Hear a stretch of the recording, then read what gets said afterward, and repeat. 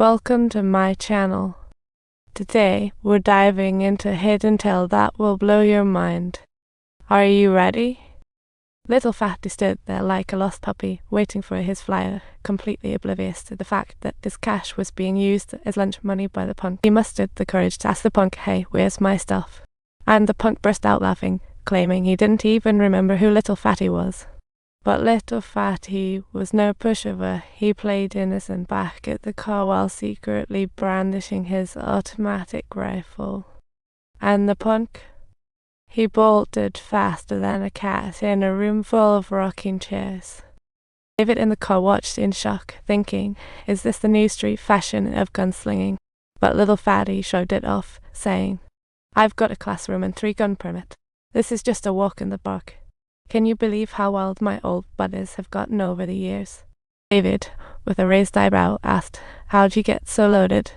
Little Fatty chuckled and took him to his new office. He opened a military procurement website for Uncle Sam and started enthusiastically explaining, like a kid in a candy store. Big orders were monopolized by major arms dealers, so Little Fatty picked up the leftover scrap. But who says you can't strike gold with a small fry? Little Fatty pocketed a cool 200 grand last month from those tiny orders, more than David would make in 5 years of hard labor. Little Fatty planned to head back to Miami to expand his business and was looking for a trustworthy partner, and David jumped at the chance. Meanwhile, David was just a high school grad stuck in a dead-end job, facing harassment by clients. Stress was his middle name. With a pregnant wife at home adding to his worries, David jumped at the chance when Little Fatty offered him a way out. So under Little Fatty's lead, he joined the crazy arms trail and started cramming knowledge like it was exam week.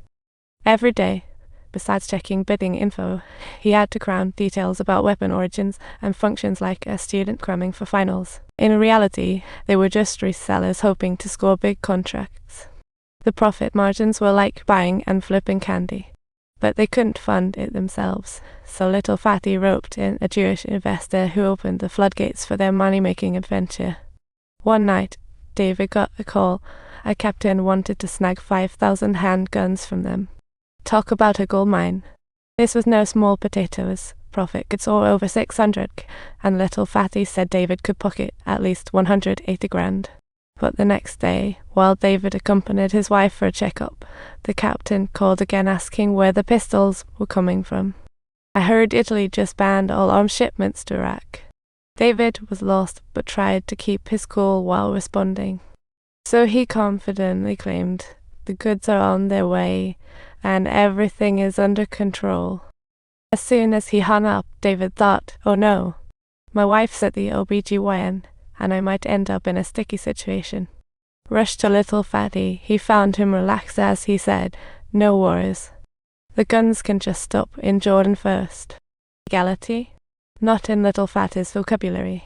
David suddenly realized this might not be a simple assignment after all. Just a few days later, the captain called again, stressed that the guns were stuck in Jordan.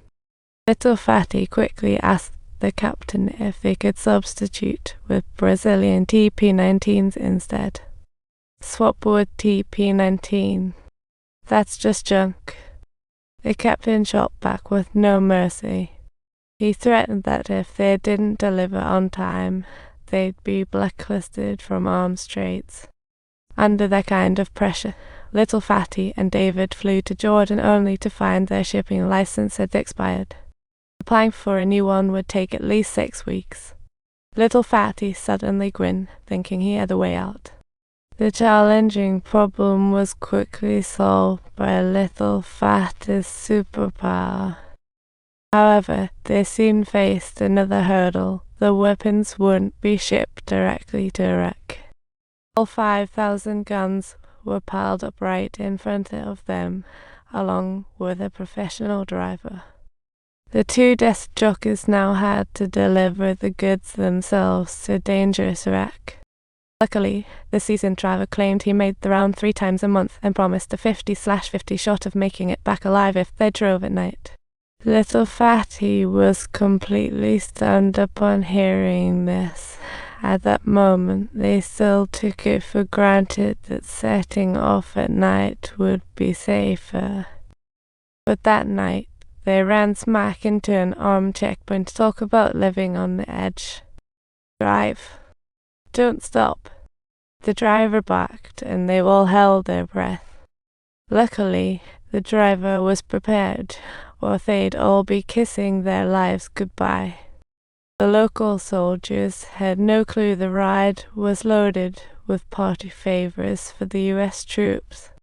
After passing the first checkpoint, little Fatty and David quickly dozed off like they'd just won the lottery. However, the next morning, David woke up to find the driver mysteriously gone. He rushed to the gas station only to stumble upon a corpse. What a fright! He dashed back to the car to wake little Fatty, who coolly replied, finding corpses in Iraq. Totally normal. Subtitle: Little Fatty got off the car to use the restroom and happened to bump into another body. David witnessed the scene and quickly shouted, "Little Fatty, get back here right now." But little Fatty was unfazed and tried to dash back to the car. Fearing being chased by local militia, the duo fled desperately. Ultimately, this perilous journey served up plenty of laughs. Be sure to hit that subscribe button, everyone.